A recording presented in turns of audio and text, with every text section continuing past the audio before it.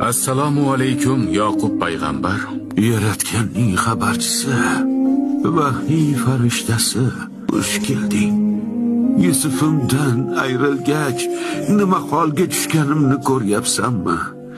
Ko'zlarimga nima bo'lganini ko'ryapsanmi? Yusufni kim yaratdi va ulg'aytirdi Yoqub? Butun olamning yaratuvchisi va parvardigori bo'lgan ulug' Xudo.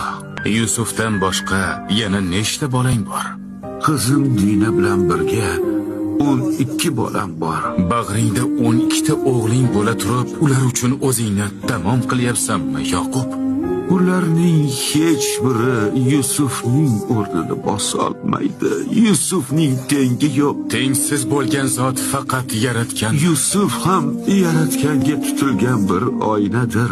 Butun yaralmishlar yaratganning tajallisi va san'atini ko'ruvchi ko'zgudir. Ammo yaratganga ont ichamanki, shu kundan e'tiboran har ikkisidan ham kechdim. Hammasini o'rniga menga yaratgan yetadi. Har bir azobdan so'ng bir rohat keladi.